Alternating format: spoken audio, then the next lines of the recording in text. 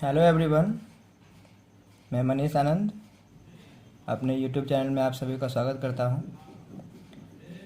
हम लोगों ने सॉलिड स्टेट के लगभग सारे पार्ट्स को पढ़ लिया है और ये जो है हम लोगों का अब लास्ट टॉपिक है सॉलिड स्टेट का।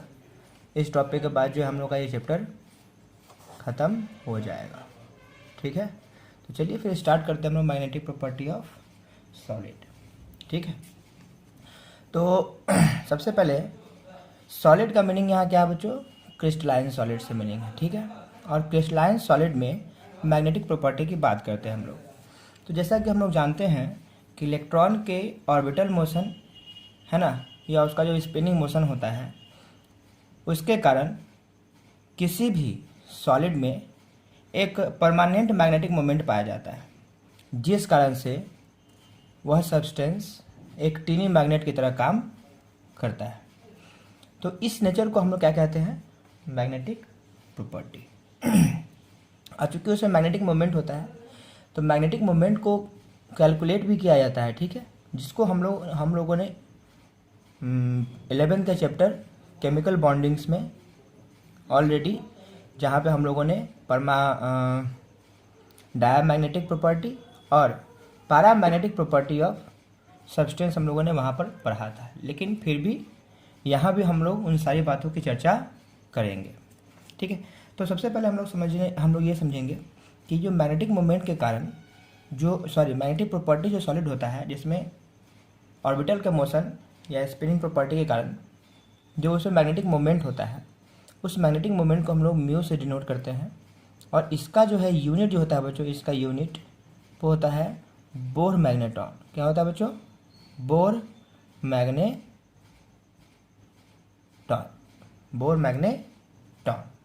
ठीक है, तो सबसे पहले हम लोग बात करते हैं कि मैग्नेटिक प्रॉपर्टी कितना तरह का होता है। ठीक है, तो ये टोटल मिलाकर बच्चों 5 तरह का होता है। हम लोग सबसे पहले बात करेंगे डायामैग्नेटिक प्रॉपर्टी। Diamagnetic property. ठीक है, दूसरा होता है बच्चों पारा मैग्नेटिक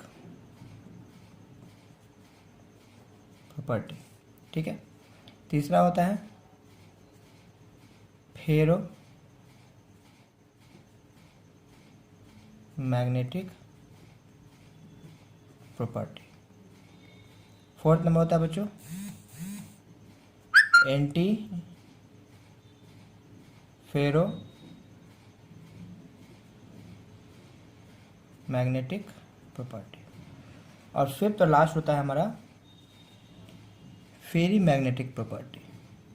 फेरी मैग्नेटिक प्रॉपर्टी। ठीक है, तो चलिए फिर हम लोग बारी बारी से इन सबों को डिफाइन करते हैं और समझते हैं कि ये diamagnetic property, paramagnetic property, ferromagnetic property, anti ferromagnetic property और फेरी मैग्नेटिक प्रॉपर्टी सब्सटेंस में क्यों पाया जाता है। तो बच्चों हम लोग बात करते हैं first number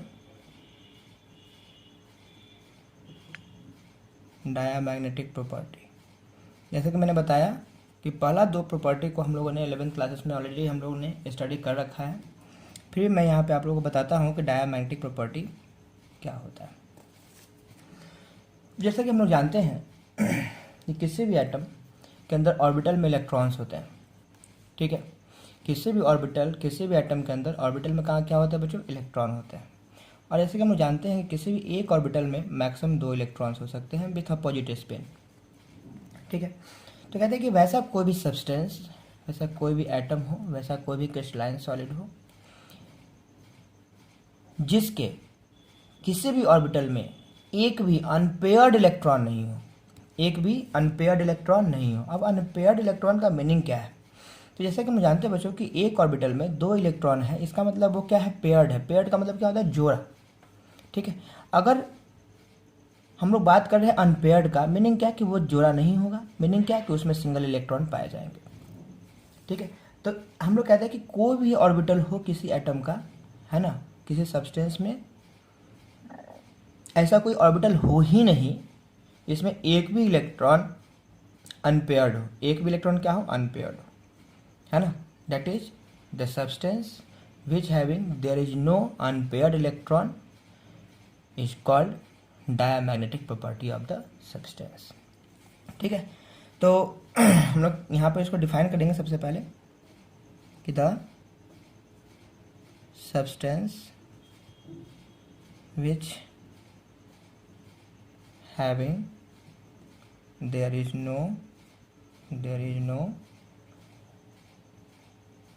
what, unpaired electron present in an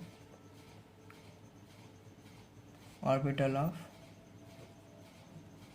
crystalline solid is called what, is called diamagnetic property of the solid, diamagnetic property of the solid। ठीक है बच्चों, जैसा कि हम लोगों ने कहा कि मैग्नेटिक प्रॉपर्टी होने का मतलब है कि उसमें मैग्नेटिक मोमेंट होगा। तो magnetic moment is calculated by using formula, by using this formula √n/n+2। जैसे कि हम जानते हैं कि इसका बोर मैग्नेटॉन क्या होता है बच्चों, यूनिट होता है, और शॉर्ट में हम लोग इसको BM लिखते हैं, जहाँ n जो होता है बच्चों वो नंबर ऑफ अनपेयर्ड इलेक्ट्रॉन होता है। ठीक है, U.E का मतलब है U फॉर अनपेयर्ड और U फॉर इलेक्ट्रॉन। तो जैसे कि हम लोगों ने देखा यहाँ पर डिफाइन किया कि एक भी अनपेयर्ड इलेक्ट्रॉन नहीं होगा, that is U is equals to 0, U is equals to 0, that is n is equals to 0, that is mu की वैल्यू क्या हो जाएगा बच्चों, 0। मतलब जो भी हमारा डायमैग्नेटिक सब्सटेंस होगा उसका मैग्नेटिक मोमेंट की वैल्यू क्या होगी बच्चों, 0 होगी। ध्यान रहे, if any substance having magnetic moment is equal to 0 then it is called what, diamagnetic substance. अगर हम लोग इसके एग्जांपल्स की बात करें, इसका एग्जांपल्स ध्यान रखेंगे, इंपॉर्टेंट है इसका एग्जांपल ही। बोर्ड एग्जामिनेशन में आप लोगों को एग्जांपल ही पूछेगा कि which one of the following substance is diamagnetic. तो ध्यान रहे, ये सब इंपॉर्टेंट एग्जांपल्स हैं, ये सब आप लोग याद रखेंगे। बोर्ड एग्जाम का एक भी क्वेश्चन आप लोगों से कम नहीं छूटेगा। NaCl, C6H6 और H2 UTC। ठीक है, तो ये सारे एग्जांपल्स जो है बच्चों क्या है, हमारे डायमैग्नेटिक सब्सटेंस के एग्जांपल्स हैं। अब हम लोग बात करते हैं बच्चों किसका, तो पैरामैग्नेटिक प्रॉपर्टी। क्या, किसका, पैरामैग्नेटिक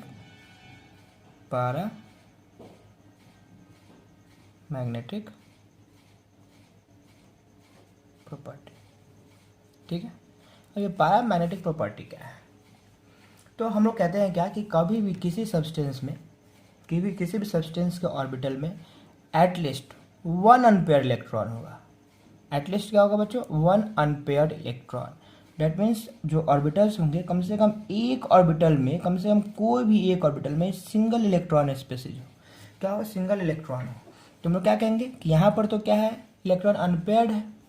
तो ऑन दैट केस जो सब्सटेंस का जो मैग्नेटिक बिहेवियर होगा वो क्या कहलाएगा, paramagnetic.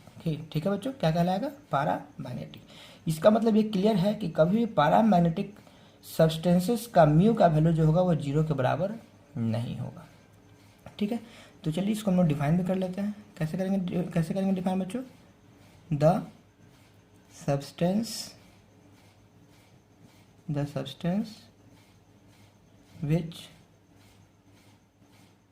which having at least one unpaired electron is called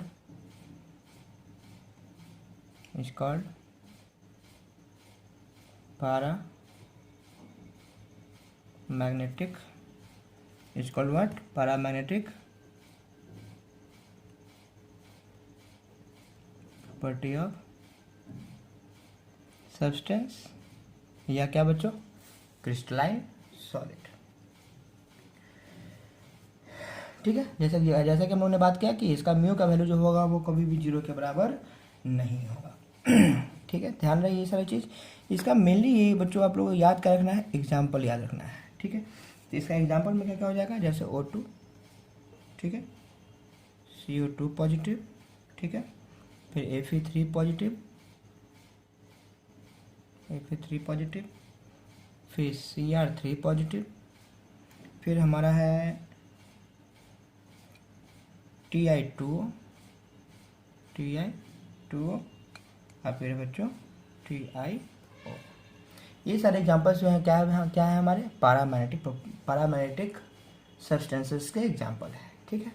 अब सीधी सी बात है कि कोई भी सब्सटेंस में अगर पैरामैग्नेटिक बिहेवियर पाया जाएगा तो उसको पैरामैग्नेटिक सब्सटेंसेस भी हम लोग कह सकते हैं। उसी प्रकार से डायमैग्नेटिक सब्सटेंसेस भी हो सकता है कि अगर कोई सब्सटेंस में डायमैग्नेटिक प्रॉपर्टी पाया जाए तो, ठीक है। तो चलिए हम लोग अब अपने अगले मैग्नेटिक प्रॉपर्टी ऑफ सॉलिड की बात करते हैं, जिसका नाम है फेरोमैग्नेटिक प्रॉपर्टी, ठीक है। तो क्या होता है फेरोमैग्नेटिक प्रॉपर्टी किसी क्रिस्टलाइन सॉलिड का, चलिए देखते हैं हम लोग। तो जैसे हम लोग कहते हैं क्या बच्चों कि कोई भी सब्सटेंस है तो उस सब्सटेंस के अंदर जो है बहुत सारे डायपोल्स होते हैं। क्या होते हैं बच्चों, डायपोल्स होते हैं, है ना, बहुत सारे क्या होते हैं, डायपोल्स होते हैं। तो कहते हैं क्या कि जैसे मान लीजिए कि हम यहाँ पर इस एरो को हम डायपोल कंसिडर कर रहे हैं, ठीक है, इस एरो को हम लोग क्या कर रहे हैं, डायपोल्स कंसिडर कर रहे हैं। जैसे ये हमारा क्या है, डायपोल्स है, ये सारा क्या है, डायपोल्स है मान लीजिए, ठीक है, सारा क्या है, डायपोल्स, ये सारा क्या है, डायपोल्स। तो किसी भी क्रिस्टलाइन सॉलिड में डायपोल का डायरेक्शन कुछ भी हो सकता है, वो अपवर्ड भी हो सकता है और डाउनवर्ड भी हो सकता है, ठीक है, वो कैसा भी हो सकता है। मतलब हम लोग इनिशियल कंडीशन के बेसिस पे हम लोग उसका डायपोल कैसा है, कौन सा डायपोल किस डायरेक्शन में है, इसके बारे में हम लोग पता नहीं लगा सकते हैं। लेकिन ये जो हमारा फेरोमैग्नेटिक प्रॉपर्टी जो है वो इस बेसिस पे है कि मान लिया जाए कि ये हमारा क्या है, किसी क्रिस्टलाइन सॉलिड का मैग्नेटिक डायपोल है बहुत सारा। लेकिन जब हम लोग यहाँ पे इस जगह पे अगर हम लोग मैग्नेटिक फील्ड अप्लाई करें, क्या करें, मैग्नेटिक फील्ड अप्लाई करें, तो आफ्टर अप्लाइंग मैग्नेटिक फील्ड, जैसे अभी यहाँ तो मैंने सब बच्चों दिखाया है कि ये सारे सिंगल डायरेक्शन में दिखाया है मैंने, तो ये ऐसा नहीं है, वो बहुत मैंने कि कुछ अपवर्ड भी हो सकता है, कुछ डाउनवर्ड भी हो सकता है। चलिए मैं थोड़ा सा फ्रेश से इसको दिखाता हूँ। तो कुछ ऐसा भी डायपोल्स हो सकता है, ऐसा हो सकता है, ऐसा हो सकता है, कुछ इस तरीके से हो सकता है, ठीक है, कुछ इस तरीके से हो सकता है, कुछ इस तरीके से ऐसा हो सकता है डायपोल्स, यानी कुछ अपवर्ड हो सकता है और कुछ डाउनवर्ड डायरेक्शन में हो सकता है। तो अगर हम लोग यहाँ पे क्या कर दें, अगर हम लोग मैग्नेटिक फील्ड को अप्लाई कर दें इस क्रिस्टलाइन सॉलिड पे, ठीक है, तो होता है क्या है कि आफ्टर अप्लाइंग मैग्नेटिक फील्ड, है ना, ये सारे के सारे डायपोल्स जो होंगे बच्चों, ये सारे के सारे डायपोल्स जो होंगे वो सिंगल डायरेक्शन में शिफ्ट कर जाएंगे। ये सारे के सारे डायपोल्स जो होंगे वो सिंगल डायरेक्शन में शिफ्ट कर जाएंगे, ठीक है, ये सारे के सारे डायपोल्स जो होंगे वो क्या होंगे, सिंगल डायरेक्शन में शिफ्ट कर जाएंगे, ठीक है। और इस सिंगल डायरेक्शन में शिफ्ट करने के कारण से जो है इसका हाई मैग्नेटिक मोमेंट होता है। क्या होता है बच्चों, हाई मैग्नेटिक मोमेंट होता है। हम लोग कह सकते हैं कि जितने भी हमारे मैग्नेटिक प्रॉपर्टी वाले सब्सटेंसेस हैं, है ना, हाई मैग्नेटिक मोमेंट, क्या होता है बच्चों, हाई मैग्नेटिक मोमेंट होता है। तो जितने भी मैग्नेटिक बिहेवियर वाले सब्सटेंसेस हैं उसमें सबसे ज़्यादा म्यू की वैल्यू इन्हीं का होता है। बिकॉज क्या हुआ कि सारे के सारे डायपोल्स जो है वो क्या होगा, सिंगल डायरेक्शन में शिफ्ट करेगा। अब इसमें जितने भी डायपोल्स है किसी को भी कोई भी कैंसिल आउट करने वाला नहीं है। मीनिंग क्या कि अगर एक अपवर्ड डायरेक्शन होता है और दूसरा डाउनवर्ड होता है तो ये दोनों एक दूसरे को क्या करता है, कैंसिल आउट करता है। बिकॉज ये एक्चुअली क्या है बच्चों, इलेक्ट्रॉन का स्पिनिंग मोशन के बारे में भी हम लोग बात कर सकते हैं, ठीक है। ये हमारा क्या है, इलेक्ट्रॉन का स्पिनिंग मोशन है। तो जैसे कि हम जानते हैं कि इलेक्ट्रॉन या तो क्लॉकवाइज डायरेक्शन में मूव करता है या तो एंटी क्लॉकवाइज डायरेक्शन में मूव करता है ना। तो वही डायपोल भी हम लोग इस तरीके से सोच सकते हैं कि क्लॉकवाइज और एंटी क्लॉकवाइज डायरेक्शन में। तो अगर हम लोग जानते हैं कि अगर क्लॉकवाइज डायरेक्शन में डायपोल है और कोई डायपोल एंटी क्लॉकवाइज डायरेक्शन में, दोनों डायपोल एक दूसरे के इफेक्ट को क्या करेगा, कैंसिल आउट करता है। लेकिन यहाँ पर क्या है कि कोई भी डायपोल एक दूसरे को कैंसिल आउट करने वाला नहीं है, जिस कारण से यहाँ पर जो है मैग्नेटिक मोमेंट जो होता है बच्चों वो क्या होता है, हाई होता है और मैक्सिमम मैग्नेटिक मोमेंट पाया जाता है।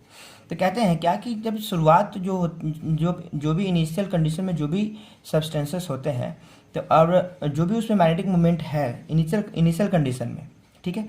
लेकिन जब उसमें हम लोग क्या करते हैं, हम लोग मैग्नेटिक फील्ड क्रिएट कर देते हैं, तो मैग्नेटिक फील्ड क्रिएट करने के कारण से जो ये फिनोमेनन हो रहा है, जिस कारण से ये सब्सटेंस में हम लोग कहते हैं क्या कि परमानेंट मैग्नेटिक मूवमेंट हो जाता है। परमानेंट मैग्नेटिक मूवमेंट कहने का मतलब ये है कि जब आप इसको इस मैग्नेटिक फील्ड से निकाल भी देंगे ना, फिर भी ये क्या करेगा, एक मैग्नेट की तरह काम करेगा और एक स्ट्रांग मैग्नेट की तरह काम करेगा। क्या करेगा बच्चों, स्ट्रांग मैग्नेट की तरह काम करेगा।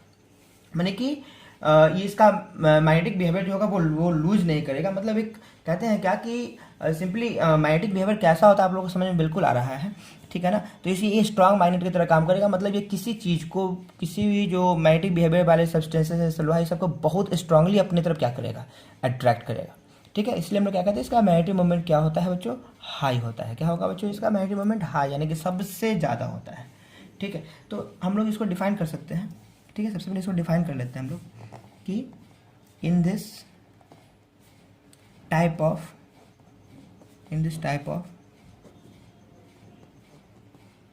crystalline solid it has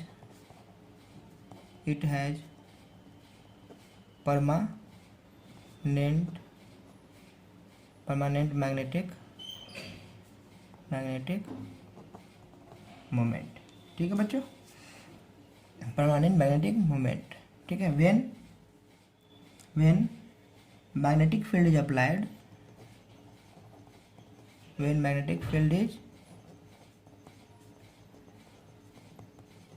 applied on ferromagnetic substances,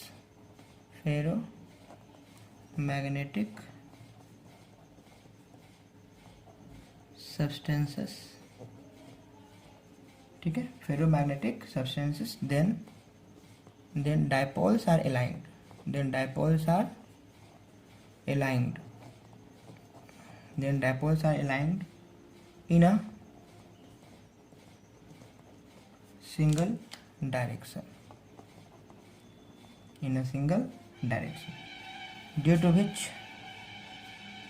due to which it has maximum magnetic moment, ठीक है बच्चों। इस कारण से क्या होगा, इसमें मैक्सिमम क्या होगा, मैग्नेटिक मोमेंट पाया जाएगा।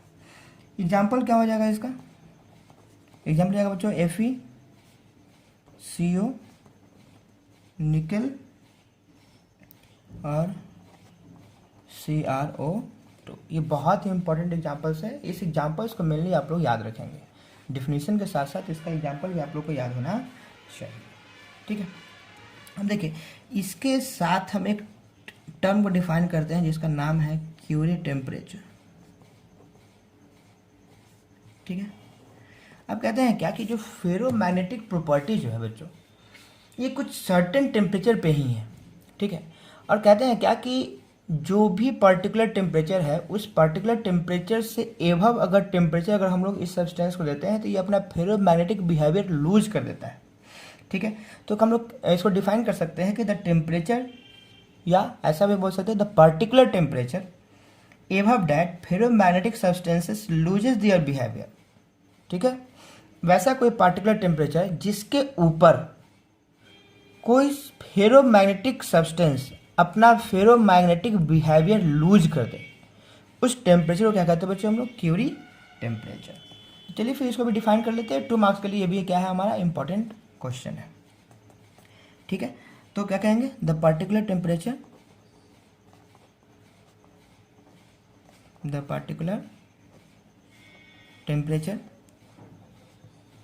above that ferromagnetic substances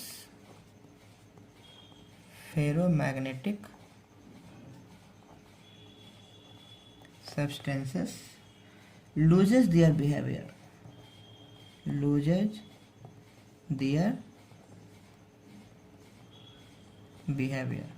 is known as Curie temperature, ठीक है बच्चों। इसको क्या कहेंगे हम लोग? क्यूरी टेम्परेचर कहेंगे। तो अब हम लोग अपने अगले टॉपिक की ओर बढ़ते हैं जिसका नाम है एंटी फेरोमैग्नेटिक प्रॉपर्टी। ठीक है, जैसा कि हम लोगों ने पहले ही जस्ट अभी थोड़ी देर पहले बात किया है कि कोई फेरोमैग्नेटिक प्रॉपर्टी या कोई भी सब्सटेंसेस है तो उसमें मैग्नेटिक डायपोल्स का डायरेक्शन कुछ भी हो सकता है। ठीक है, लेकिन हम स्पेशली बात कर रहे हैं एंटी फेरोमैग्नेटिक सब्सटेंसेस का। ठीक है, तो कह रहे हैं क्या कि जब कोई भी एंटी फेरोमैग्नेटिक सब्सटेंसेस है और उस एंटी फेरोमैग्नेटिक सब्सटेंसेस में हम लोग जब मैग्नेटिक फील्ड क्रिएट करते हैं या हम लोग कह रहे हैं कि इस सब्सटेंस को मैग्नेटिक फील्ड में ले जाकर अगर प्लेस करते हैं तो मैग्नेटिक डायपोल्स का जो डायरेक्शन है वो इक्वल और अपोजिट डायरेक्शन में हो जाता है। ठीक है, इक्वल और अपोजिट डायरेक्शन में हो जाता है इसका मैग्नेटिक डायपोल्स। ठीक है बच्चों, तो कहते हैं क्या कि यहाँ पर से नेट मैग्नेटिक मोमेंट जो होगा वो इसका क्या हो जाएगा? जीरो। नेट मैग्नेटिक मोमेंट क्या होगा? जीरो। तो आप एकदम तुरंत कहेंगे कि सर तो इसका मतलब ये क्या है? ये डायमैग्नेटिक सब्सटेंस हो गया। ये क्या हो गया? डायमैग्नेटिक सब्सटेंस हो गया। तो हम कहेंगे बिल्कुल नहीं। अब डायमैग्नेटिक सब्सटेंस का मीनिंग क्या है वो आप समझिए, है ना, कि एक सिमिलरिटी तो है कि वो दोनों का म्यू का वैल्यू जीरो है। लेकिन यहाँ पर क्या कह रहे हैं और वहाँ पर हम लोग क्या बताया है, दोनों को हम लोग एक दूसरे को रिलेट करते हैं। ठीक है, तो डायमैग्नेटिक सब्सटेंसेस में मैंने बात किया है ऑर्बिटल्स का। तो कहते हैं कि कोई भी ऑर्बिटल्स में अगर एक भी इलेक्ट्रॉन अनपेयर्ड नहीं है, मतलब जितने भी ऑर्बिटल्स हैं हमारे, एक भी ऑर्बिटल्स में क्या है? कहीं पर भी अनपेयर्ड नहीं है, एक भी अनपेयर्ड इलेक्ट्रॉन नहीं है, तो डायमैग्नेटिक।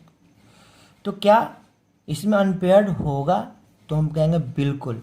यहाँ जो ऑर्बिटल्स होंगे बच्चों, इस ऑर्बिटल्स में हम कहते हैं क्या कि ऑर्बिटल तो अनपेयर्ड हो सकते हैं, लेकिन ओवरऑल मतलब जितने भी ऑर्बिटल्स होंगे, जैसे यहाँ पर मान लीजिए कि यहाँ पर इस तरीके से क्लॉकवाइज डायरेक्शन में इलेक्ट्रॉन का प्रेजेंटेशन है और जो भी इसके और भी ऑर्बिटल में इलेक्ट्रॉन्स है, हो सकता है कि वो क्या हो? अपोजिट डायरेक्शन में हो। तो यहाँ पर क्या कह रहे हैं कि यहाँ पर अनपेयर्ड इलेक्ट्रॉन है, लेकिन ओवरऑल क्या है? इसका मैग्नेटिक मोमेंट जीरो है। यहाँ क्लॉकवाइज, यहाँ एंटी क्लॉकवाइज।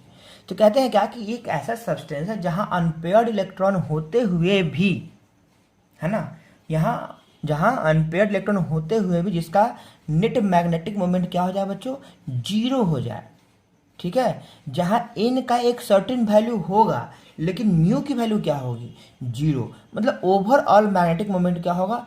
वो जीरो। तो वैसे सब्सटेंसेस को हम लोग क्या कहते हैं? Anti ferromagnetic substances. और उस सब्सटेंस में जो मैग्नेटिक प्रॉपर्टी पाया जाता है उसको बोलते हैं एंटी फेरोमैग्नेटिक प्रॉपर्टी, है ना। तो क्या होगा जब हम लोग यहाँ पे मैग्नेटिक फील्ड अप्लाई करेंगे या इस सब्सटेंस को हम लोग मैग्नेटिक फील्ड में जाके प्लेस कर देंगे तो इक्वल और अपोजिट डायरेक्शन में जो भी मैग्नेटिक डायपोल्स होते हैं वो उनका अलाइनमेंट हो जाता है। तो जैसे कि मैंने इसको यहाँ पर डिफाइन भी किया है कि alignment of magnetic dipoles occurs in equal and opposite direction in a crystalline solid after applying magnetic field is called antiferromagnetic property of the solid। इसका मोस्ट इंपॉर्टेंट एग्जांपल्स है ये सारे एग्जांपल्स का आप लोग एकदम ध्यान रखेंगे, जैसे MnO manganese oxide, Be2O3, Cr2O3, Mn2O3, Fe2O3, MnO2 और निकल ऑक्साइड दैट इज NiO। ठीक है, चलिए फिर हम लोग अपने अगले टॉपिक की ओर मूव करते हैं जिसका नाम है फेरी मैग्नेटिक प्रॉपर्टी। ठीक है, क्या है? फेरी मैग्नेटिक प्रॉपर्टी। अब देखिए यहाँ क्या है, बात वही है बच्चों कि फिर से कोई सब्सटेंस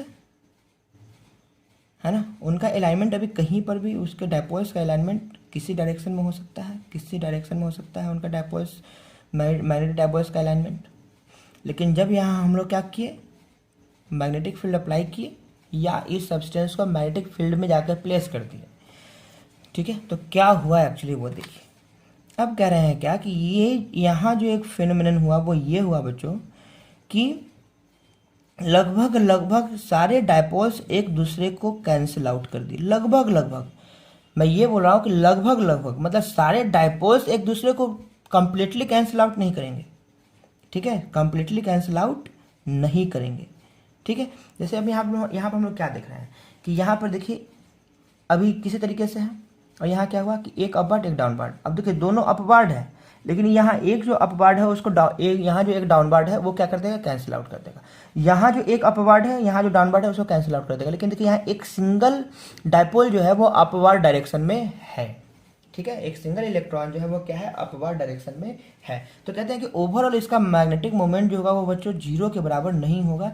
तो हम लोग ऐसा कह सकते हैं कि इसमें एक छोटा, एक स्मॉल मैग्नेट की तरह क्या करेगा, काम करेगा। ये जो होगा वो क्या होगा, वो बच्चों वो एक स्मॉल मैग्नेट की तरह काम करेगा। तो हम लोग ऐसा भी कह सकते हैं कि म्यू जो होगा वो फेरोमैग्नेटिक सब्सटेंसेस का, है ना, ज़्यादा होगा in compare to always ferri magnetic substances का, ठीक है। Mu ferromagnetic substances always greater than that of what, mu ferri, ठीक है, ध्यान रहे।